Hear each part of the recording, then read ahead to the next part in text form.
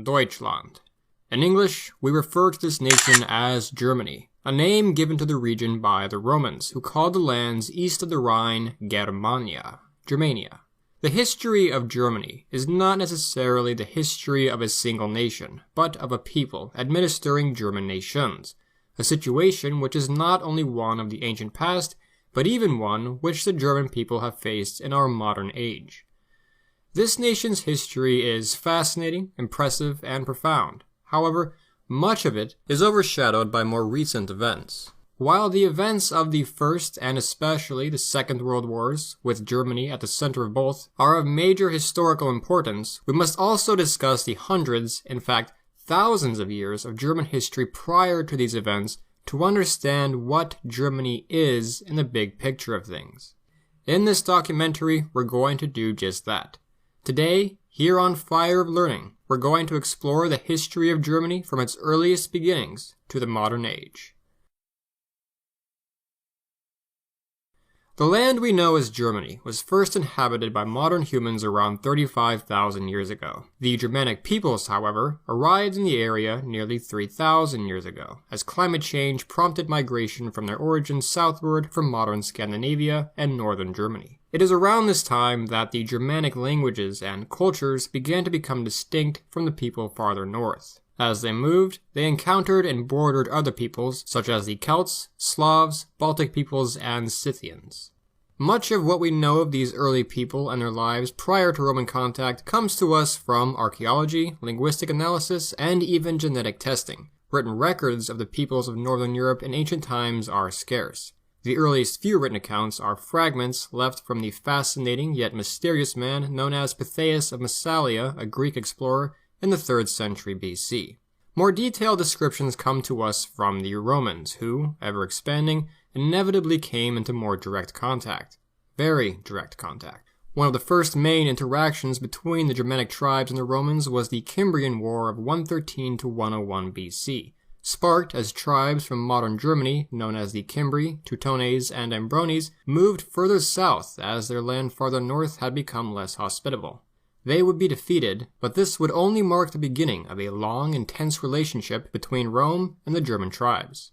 The first to refer to the Germans as the Germani was Julius Caesar, though this classification was more about geography than an actual analysis of the peoples living in the region, who though shared a number of similarities, were rather diverse linguistically and culturally, and far from unified. They in fact were often at war with each other.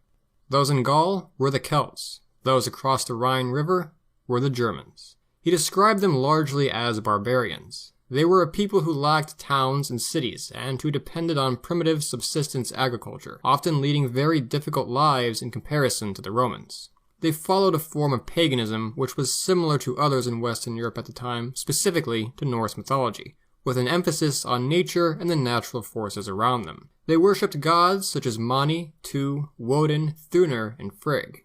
You are likely more familiar with these gods by the days named after them: Monadag, Tuesdag, Wodensdag, Thursdag, Friggdag. They later spread to England after the fall of Rome via the Anglo-Saxons. Tacitus later added to the Roman understanding, describing the Germans as a large people with reddish hair and piercing blue eyes, referring to the 50 or so Germanic tribes inhabiting the region at the time. At times, relations between the Romans and the Germans were peaceful and cooperative. Trade, intermarriage, and other interactions took place. At other times, there was brutal warfare.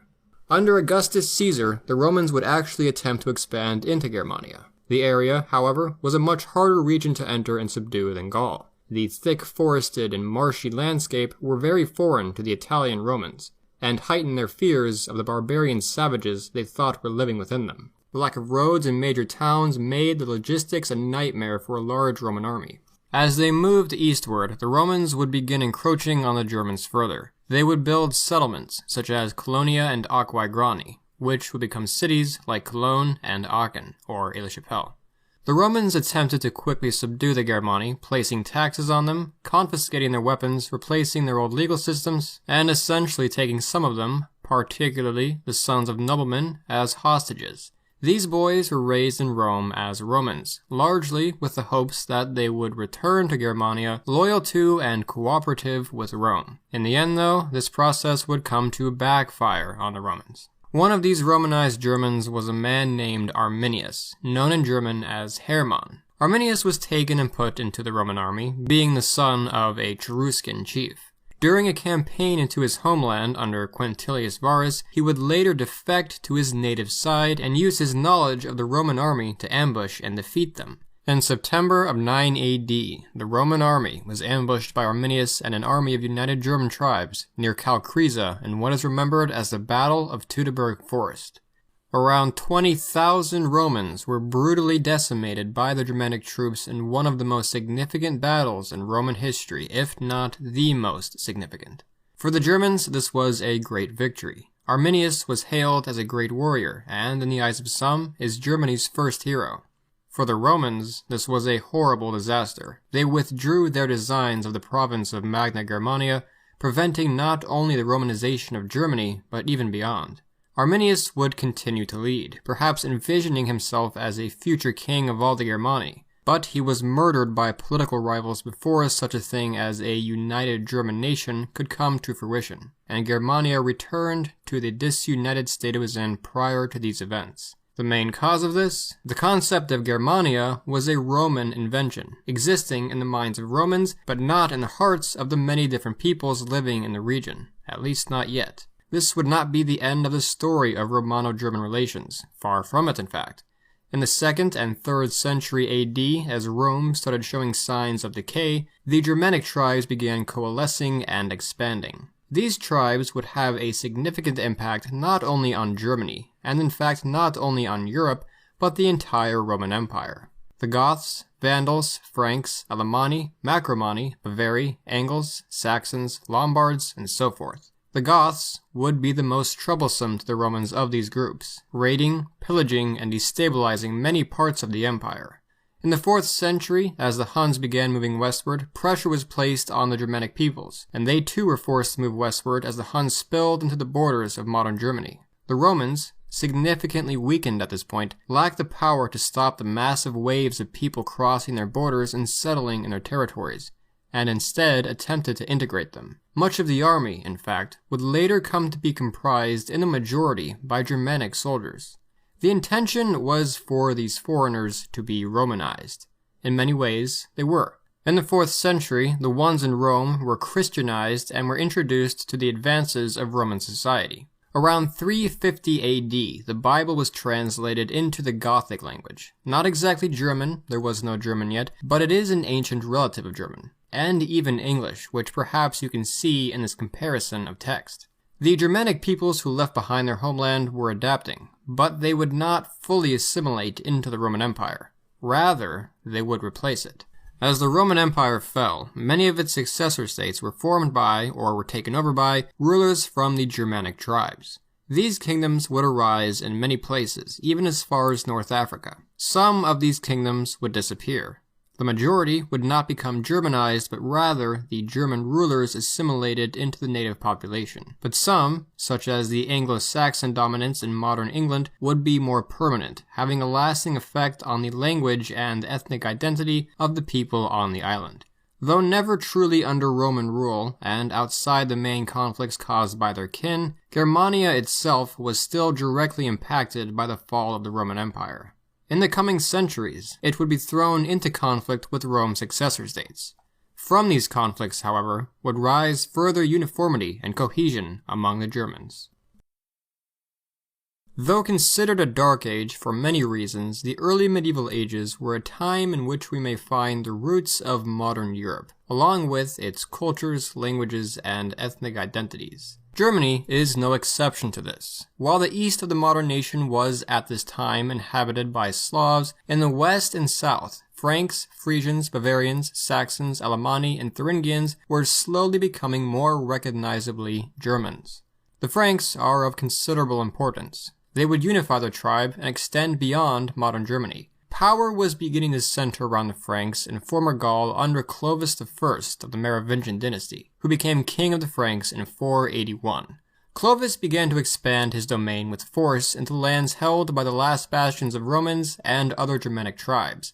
By 508, his empire extended throughout a large share of modern Germany, France, and the Low Countries. It was in this year that he made the decision to convert his kingdom to Catholicism, beginning large-scale conversion of the peoples formerly outside the Christian Roman Empire. When Clovis died around 512 AD, his kingdom was divided among his 4 sons in accordance with Frankish tradition.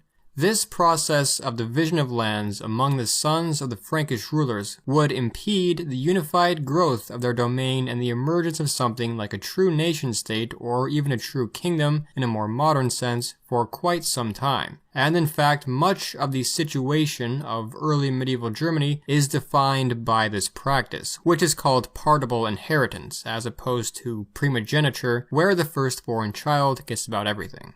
Sometimes these rulers would work cohesively, as they were expected to. The intention was, after all, to create separate domains of one larger kingdom, but other times saw crippling civil wars.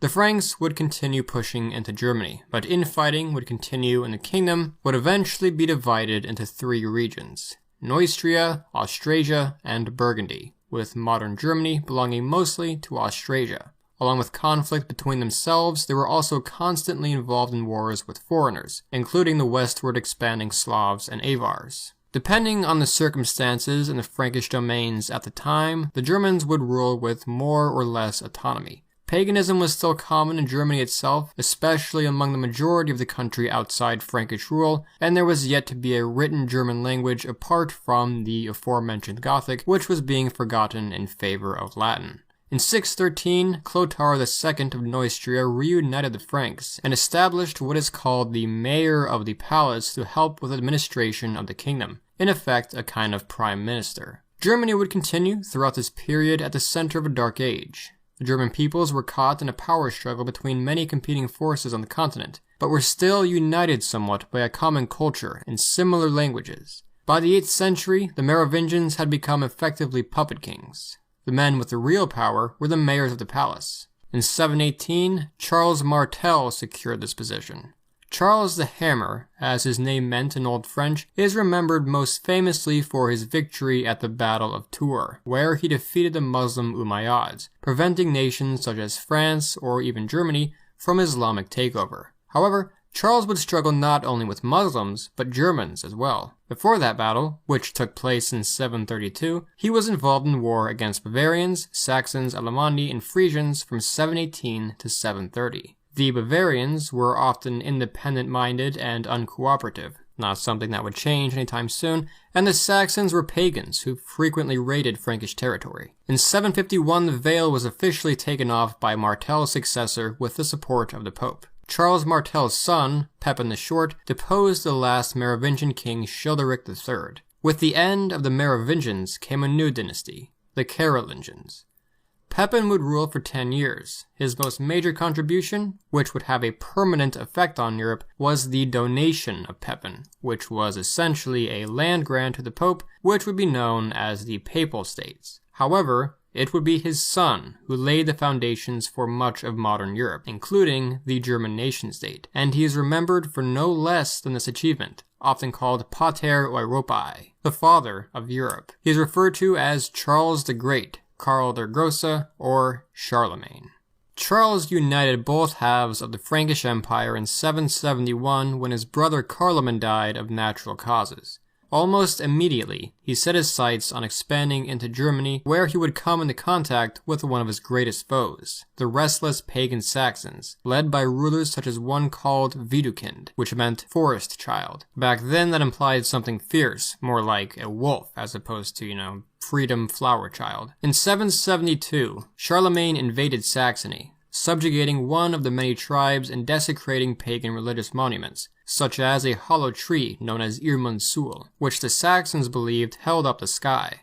Charlemagne did not stay long, turning his attention to Italy, specifically toward the troublesome Lombards, descendants of German invaders with a name meaning Longbeards, who were agitating the Pope and Italy. Nevertheless, things weren't quite so finished in Saxony. In fact, war would continue for 30 years, until 804. The primary reason for this was paganism, but also the fractured structure of Saxon society. They were not unified, and the various groups acted independently and had to be subdued individually. When Charlemagne was distracted by other conflicts especially, they tended to revolt, attacking Frankish soldiers, priests, and churches. The Franks would respond bitterly. In one incident, in Verdun in 782, Charlemagne ordered that 4,500 people be beheaded for a rebellion. Even by his contemporaries, this act was seen as excessive brutality. As he subdued the Saxons, he and his missionaries enforced Christianity on them harshly. The penalty for refusing baptism was death. In 785, Widukind surrendered and willingly agreed to be baptized. The other Saxons fought on. Charlemagne continued to expand eastward, into other parts of Germany as well, and even beyond. In 788, he went to war with the Bavarians. He would then expand further eastward from there, fighting the Avars and Slavs. After years of conquest and conversions, on Christmas Day in 800 AD, Charlemagne was crowned Emperor of the Romans by Pope Leo III. This was the beginning of something that would outlive him for a little over 1,000 years. It was not just a pompous title. As time went on, some historians would consider Charlemagne to be the first Holy Roman Emperor. That is not agreed upon. Some consider Otto I, whom we will talk about soon, to be the first true ruler a century later, because Charlemagne was not actually the ruler of the Holy Roman Empire in the sense that it would later take. The term holy would not be added until a few hundred years later, but the intention was for Charlemagne's empire to be viewed as the reincarnation of Rome, although admittedly he and his subjects tended to prefer their Frankish identity. As time goes on, the Holy Roman Empire would not really live up to any of its names, as we shall see. The intention of Pope Leo III was to be the spiritual leader of the Christian world and Charlemagne the secular, and for the emperor and pope to work in tandem, ruling over a new Rome. The intended mutually beneficial relationship here, however, would eventually become a source of conflict. This event also caused dispute with the Byzantines, and not for the last time, who were fairly offended by the notion of Charlemagne calling himself Emperor of Rome when they considered themselves the Romans.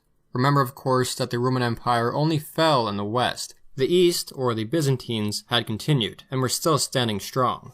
Pope Leo wasn't concerned by this. The Byzantine head of state at the time was a woman, so he felt that the title was vacant. The tension between East and West would not quickly disappear. In fact, it would carry on until the death of Byzantium itself. Following his coronation, Charlemagne would continue to expand his domain. In total, his empire would encompass almost all of Western and Central Europe, and even beyond. Charlemagne was not only a man of the sword, however. He oversaw a number of intellectual achievements that have led to his reign being referred to as the Carolingian Renaissance. Charlemagne died in 814 AD. The empire he constructed formed the basis for a rebirth of Europe. He had intended to divide his kingdom up among his sons, a practice so firmly rooted in tradition that not even he would break it, but only one, Louis, or Ludwig, would outlive him.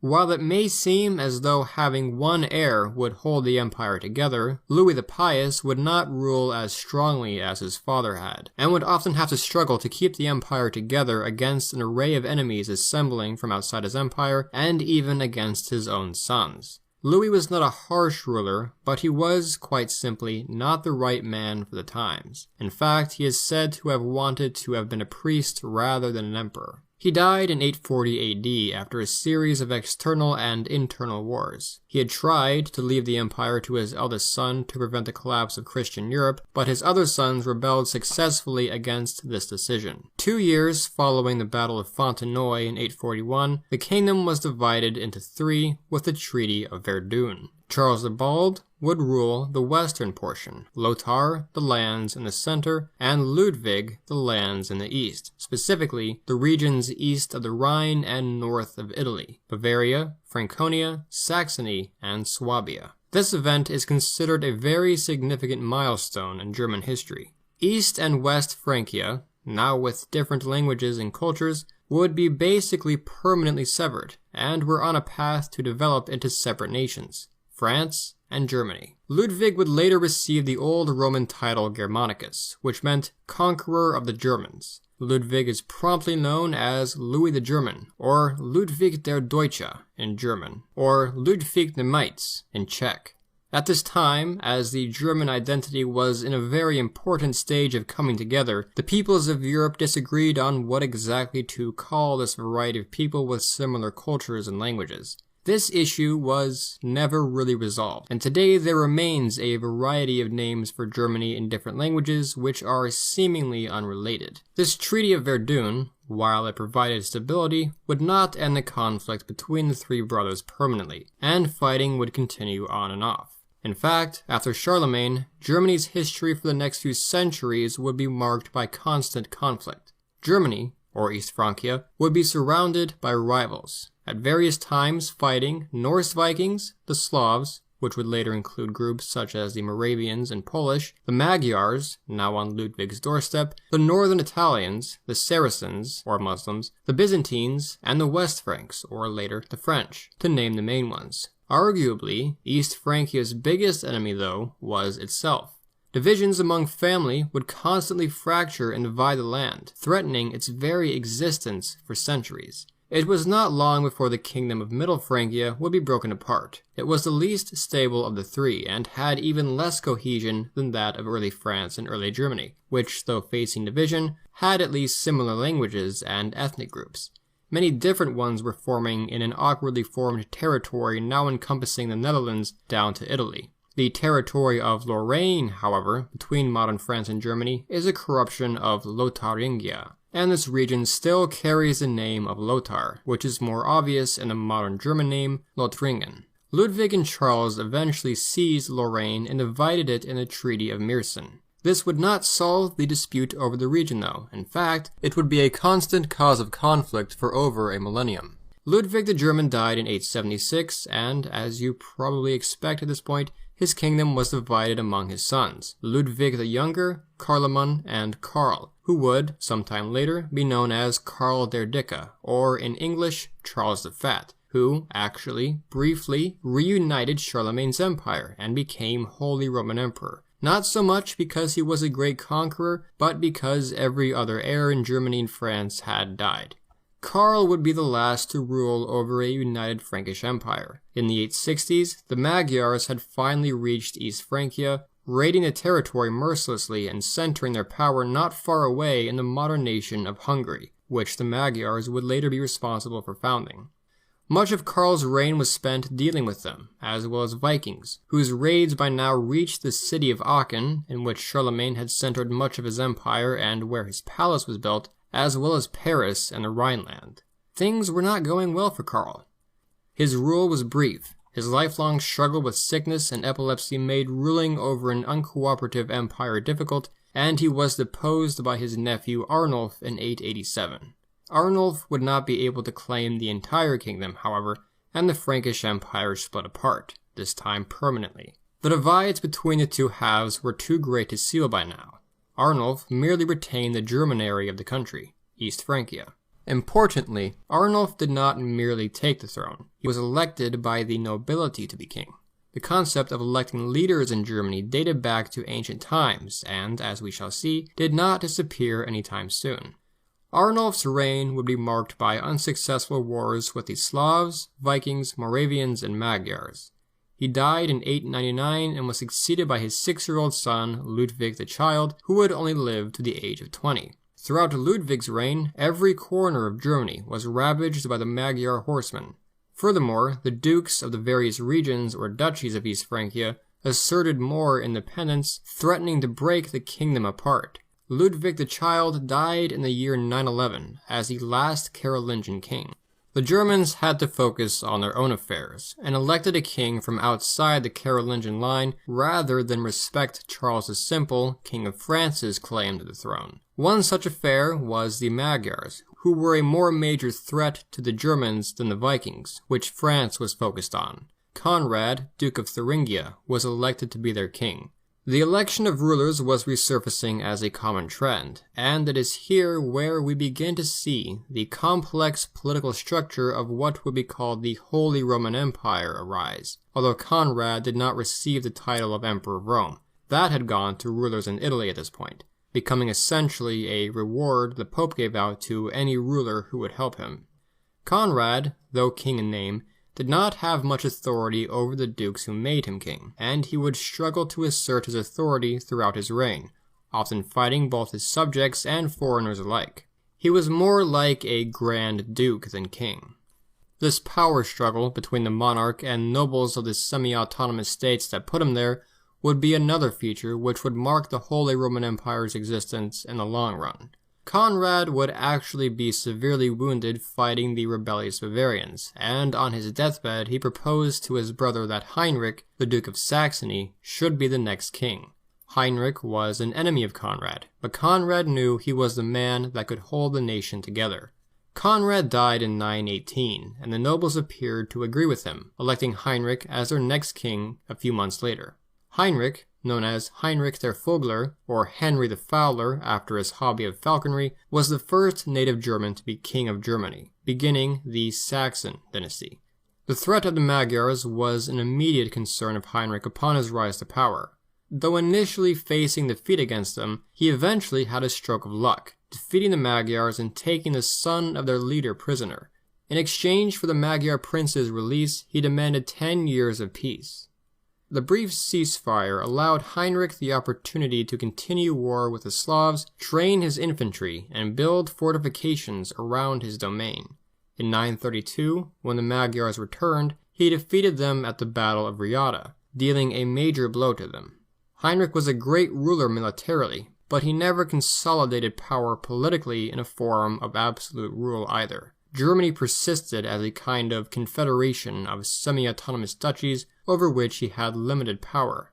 Nevertheless, he had strengthened and protected the nation as a whole. He died 936 AD. His son was elected that year.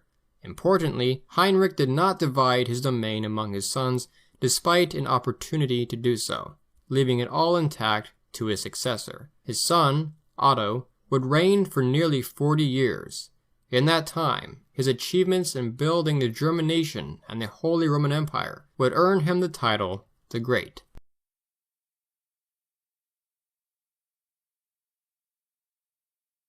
Otto was ambitious and bold, essentially viewing himself as no less than the successor of Charlemagne. His reign was marked, naturally, early on by conflict with his younger brother and the other German nobles. And furthermore, he was involved in the regular wars with Slavs, Vikings, and French. However, as time went on, Otto actually began to break out of this continuous cycle that caused this disorder. He defeated his rivals and then began to try to transform the structure of the German nation at the time by centering power on the monarchy. He would replace rebellious dukes and nobles with those loyal to him, commonly relatives, and intentionally overrule the authorities of all the others, signifying that loyalty to and cooperation with the monarch was the way forward. He ruled from horseback, often touring his domain for half the year. He would endeavor to control the church and use it as a means to strengthen his rule. By the 950s, he had settled many of his domestic troubles and began to expand outward. One of his prime interests was Italy, where the widowed queen of northern Italy, Adelaide, called to Otto for help after Berengar II had usurped her husband's throne.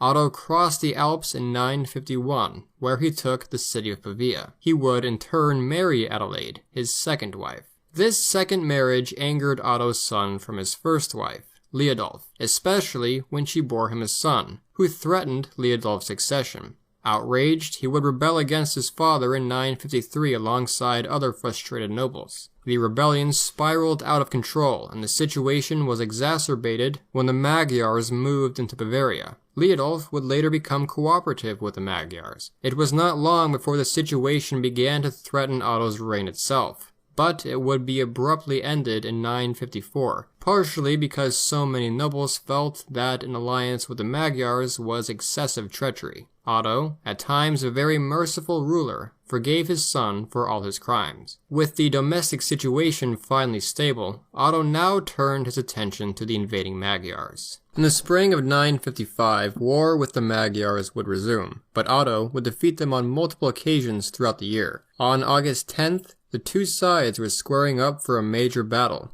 the Battle of Lechfeld, near Augsburg in Bavaria. Otto had a force of around 8,000 men obtained from across Germany and Bohemia. The Magyars likely had a force around twice the size of this. Despite this, Otto had some favorable factors.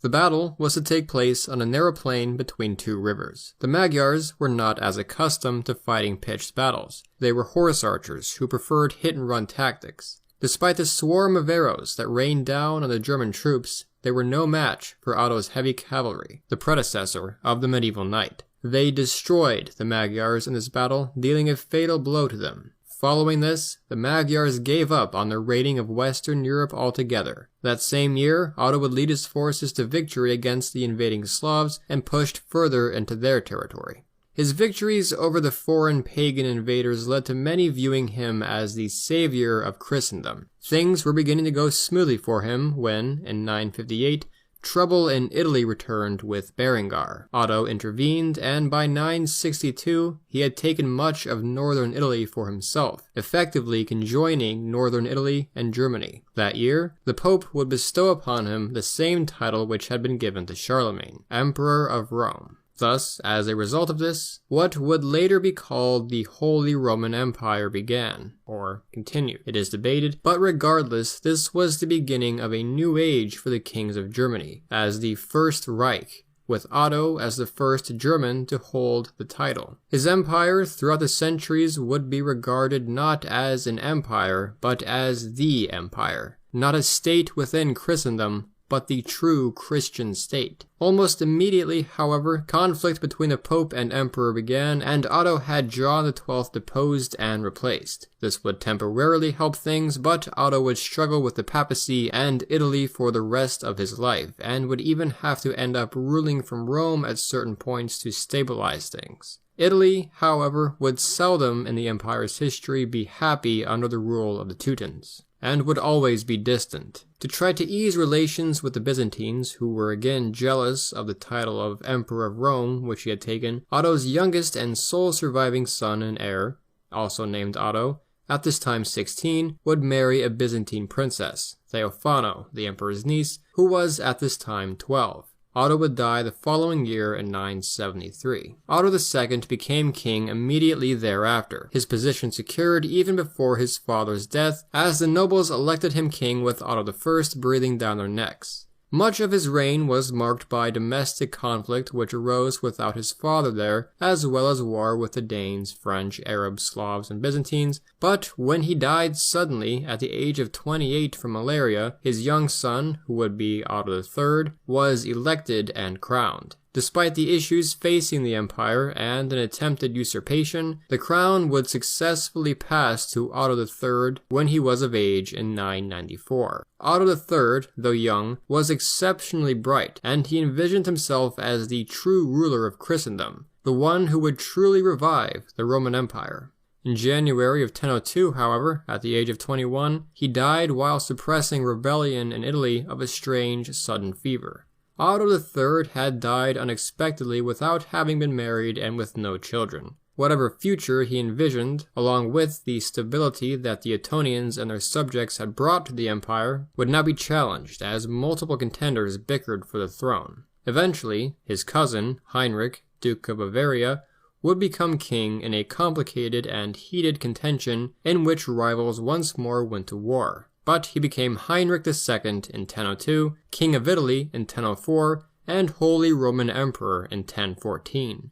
Clearly, much of his reign was spent trying to secure the authority that the Ottonians had wielded. He also spent time fighting Poland over the territory of Bohemia, the modern-day Czech Republic. The independent-minded German nobles, or princes, weren't heartbroken to see a distracted, weak king on the throne. Heinrich died in 1024, again with no heir. This brought an end to the Ottonian dynasty, and once more the German nobles would have to choose a king. They would choose Conrad II, thus beginning the Salian dynasty. Conrad, like his predecessors, spent much of his early reign traveling around his domain. It may seem odd that a ruler would spend so little time in the capital city, but at this time, and for much of the time, there was no capital city of the Holy Roman Empire. The closest thing would have been the city of Aachen, but effectively, the capital of the empire was wherever the emperor was. In 1032, Conrad incorporated Burgundy into his domain. Though gained diplomatically at the top, the nation still had to be taken by force.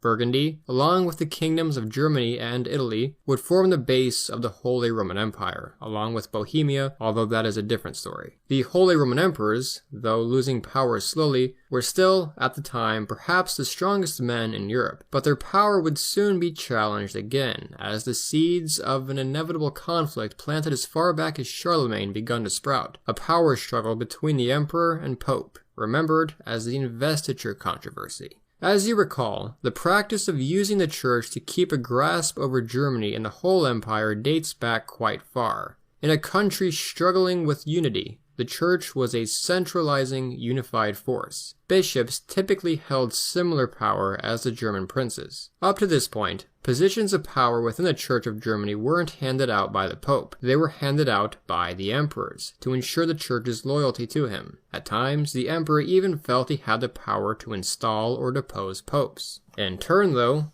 the Pope was the sole person who could crown a king, Holy Roman Emperor. The notion that a German king, or any secular lord, should have this power was challenged by the Gregorian reform movement. This refers to a focus on reforms such as allowing the Pope to be elected by a college of cardinals rather than appointed by the emperor, and for the church to be responsible in handling the positions of its own officials. The reforms began in 1056, not coincidentally at the same time of riot and conspiracy in Germany under the 6-year-old king Heinrich IV.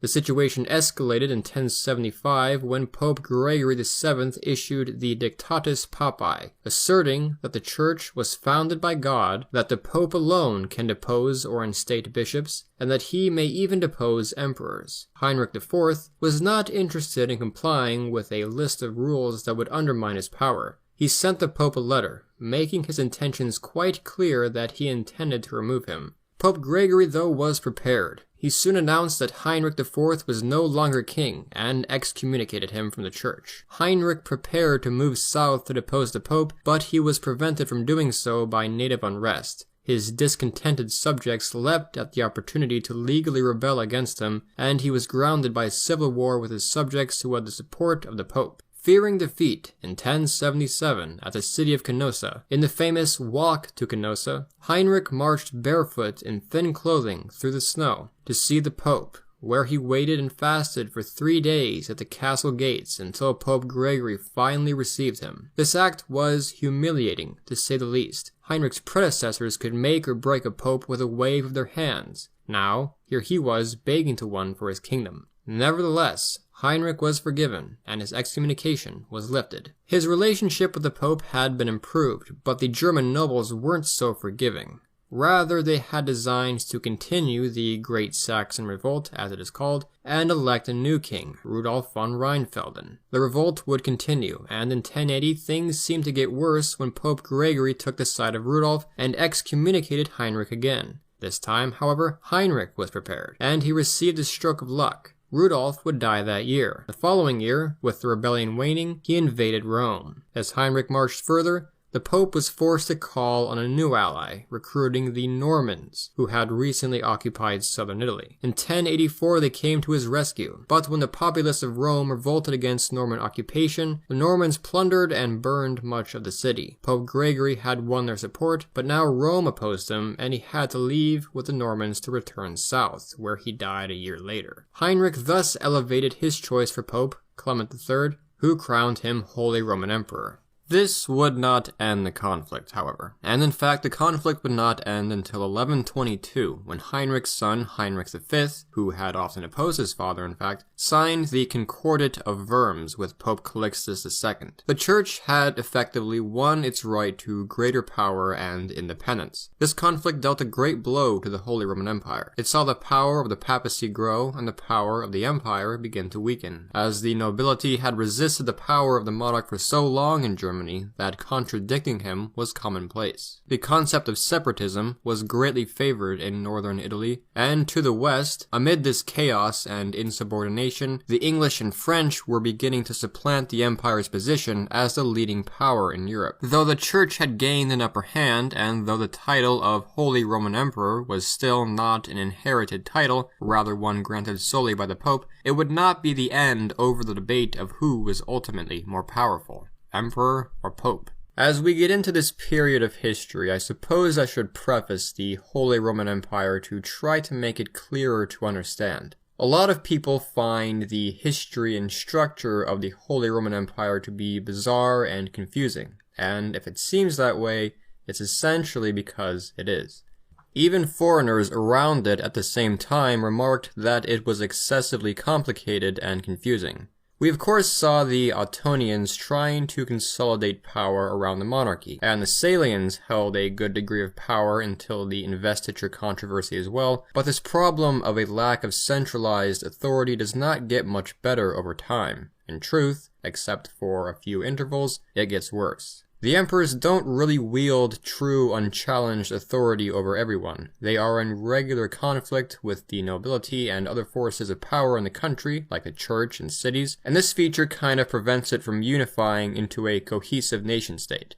In France and England, for example, we can see clear centralization of power, a clear chain of command, cohesion among the organs of the nation. It's not always perfect, but it works. That doesn't happen with the Holy Roman Empire. It exists as a kind of loose union of microstates with too much autonomy to really get the nation off its feet and moving as a real empire. The microstates later have their own armies, currencies, laws, that sort of thing, and this is interesting because throughout the upcoming period of history, Germany should have been a major power to rival France, England, Spain later on. However, a number of bizarre circumstances prevented the power within the country from being harnessed, and that doesn't change until much later. Not to say that this was some sort of failed state, however. It was unusual, but it did last for 1,000 years, which suggests that there is a method to the madness, which we shall see.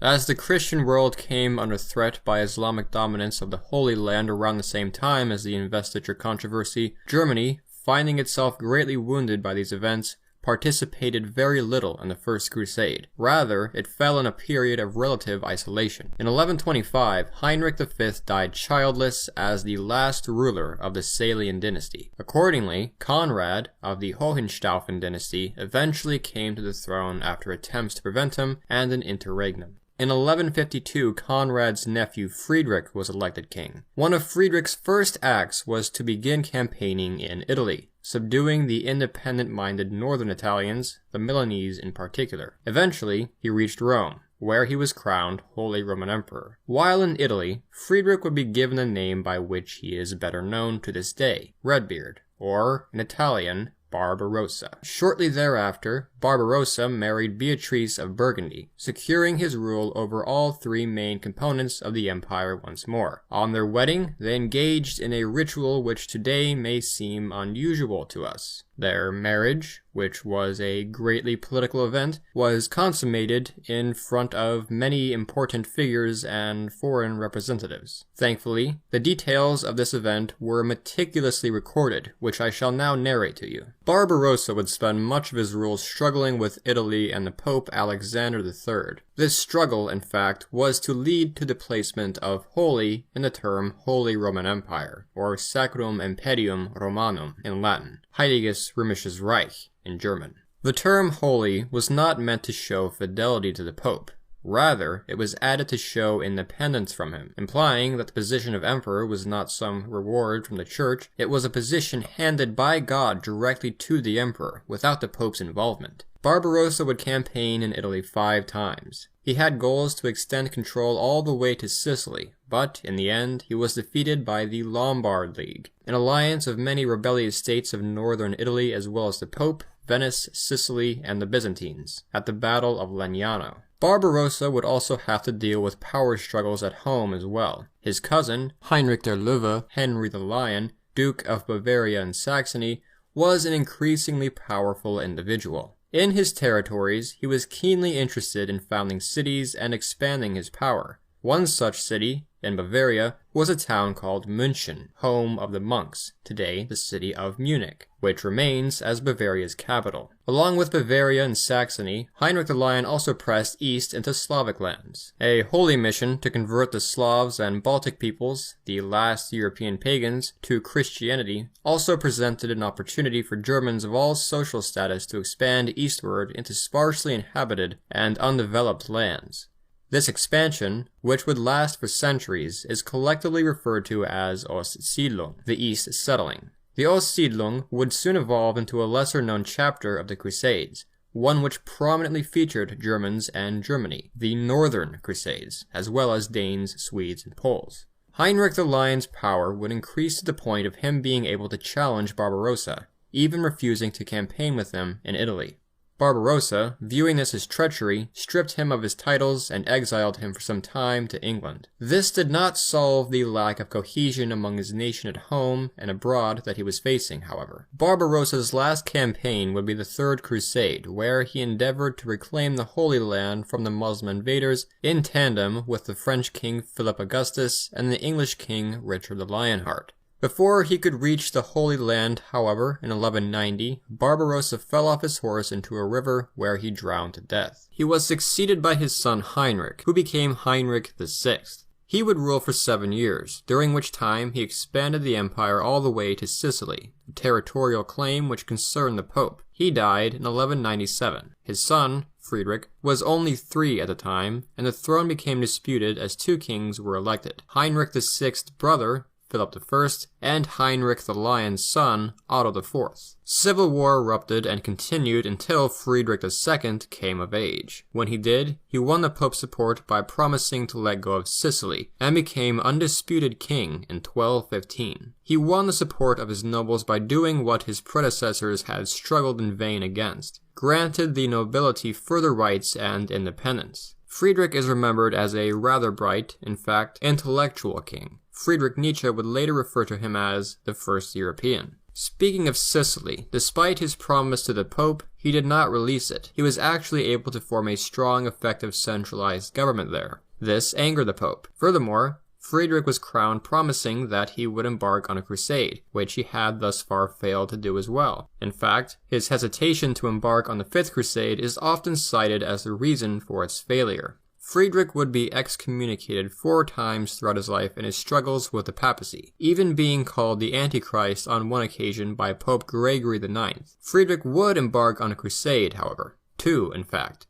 The Sixth Crusade, where he miraculously won Jerusalem by negotiation, which the Pope, hoping for a great battle, wasn't happy about, and of course the Northern Crusades. Friedrich had elevated Hermann von Salza to be the Grand Master of the Teutonic Order around 1210. The Teutonic Knights would be key to expanding into territories such as Livonia and Prussia. In fact, they had been granted permission to rule over the pagan territories which they conquered. The Teutonic Order's rule over the territory of Prussia would lead to massive German migration and the Germanization of the people there, which would have long-term effects on German and European history. Friedrich's reign became greatly unstable in the 1240s, as the papacy fought against him and engineered plots to overthrow him, notably with an archbishop's support of 2 different rival kings, Wilhelm of Holland and Henry Raspe. Meanwhile, the Teutonic Order was taking on the far reaches of the Mongol army. In the middle of the struggle, in 1250, Friedrich died. His son died only a few years later, ending Hohenstaufen rule. The Holy Roman Empire was effectively entering into its first great interregnum, where no king was able to receive undisputed approval until 1272, though confusion and uncertainty would last longer than this in both the empire and the papacy. The power of the nobility and bishops only fed off this, increasing their power and cementing their autonomy. With each noble commonly building his own castle to cement his authority in this time period, Germany is today one of the most castled regions in the world. Despite a major lack of central authority, however, The German kingdom would continue in many of its endeavors, including the push eastward, which was less affected by home affairs. Amid this confusion and division arose a house which would come to be one of the most important in the Holy Roman Empire, and one of the most influential houses in European history. From the Archduchy of Austria, which had split off from Bavaria in the 12th century, came the Habsburgs. The first Habsburg to be elected king was Rudolf I. Though king of Germany, he would not be Holy Roman Emperor. The ecclesiastical and secular princes during this time were not interested in a leader. They were interested in a servant, and were more resilient than ever towards the king's attempts to rule them. Accordingly, this was not the Habsburgs' rise to power. It was only temporary foreshadowing, as it would be some time before they had a permanent hold on Germany. The Habsburgs lost power in Germany after Rudolf, though he had established his family by making his sons the Dukes of Austria and Styria. The German electors, fearing the power of the house, thus elected kings from different houses, some of whom were chosen specifically because they lacked power and would be weak rulers. From the surface, this arrangement of things probably appears to have greatly favored the princes. However, in turn, the princes found themselves struggling to maintain rule over their domains and the nobility, church, knights, and cities within them, who often acted independently as well. The cities in Germany in particular in this time period operated fairly independently. They weren't exactly city-states like in Italy, but they weren't always subservient to the surrounding country, and oftentimes they banded together to promote their own interests. One example of this is the Hanseatic League, from the German word Hansa, which means guild, which was both a trading and also a defensive league administered by German merchants extending from London to Novgorod. By the 15th century, some of these cities became imperial cities, which were effectively as autonomous as other parts of the country. Heinrich VII was crowned king in 1308, becoming Holy Roman Emperor in 1312. During his reign, the Teutonic Knights captured the city of Gdansk, or in German, Danzig, linking Germany and Prussia geographically. Heinrich died a few years into his reign, though, and was succeeded by his son, Ludwig IV, in a contested election. The Pope, furthermore, refused to acknowledge his claims, but in 1338, the German electors agreed to the Declaration of Varenza. In this declaration, they stated that the right of the emperor to rule was no longer dependent on the Pope's approval. Whomever the electors chose to be king would be king, and with the title of king automatically came the title of Holy Roman Emperor, or in German, Kaiser, from the Latin Caesar, or as we more commonly pronounce it, Caesar. This decision later paved the way for the Golden Bull of 1356 to be issued under Karl IV, who was also king of Bohemia and a part of the House of Luxembourg, beginning his reign as well as the reign of his house in 1346. The Golden Bull finally solidified and organized the process by which emperors would be elected. The emperors would be elected by 7 Kurfürsten, or prince-electors. 3 of them were ecclesiastical: the Archbishop of Mainz, the Archbishop of Cologne, and the Archbishop of Trier. 4 were secular: the King of Bohemia, the Count Palatine of the Rhine, the Duke of Saxony-Wittenberg, and the Margrave of Brandenburg. The Golden Bull is at times referred to as the German Magna Carta. These changes marked the beginning of a new identity for the Holy Roman Empire. It would end, or attempt to end, constant civil wars caused by succession debates, but, in truth, to a degree, it was a significant milestone on the empire's gradual path toward irrelevancy. The empire had lost its vision of being a universal Christian empire. The emperors were now dependent on the electors. This would greatly impede its ability to project power beyond its own borders. Around the same time that these changes were occurring, Germany was invaded by a new enemy, the Black Death, caused by 3 different strains of plague. Between 1347 and 1351, it would kill around half of Europe's population. Germany was thankfully not hit quite as hard, but it was still dealt a heavy blow by losing 20% of its population. When Karl IV died, his son Wenceslaus was elected in 1378, yet Wenceslaus was deposed by the electors in 1400. His behavior was seen as rather degenerate and his rule ineffective,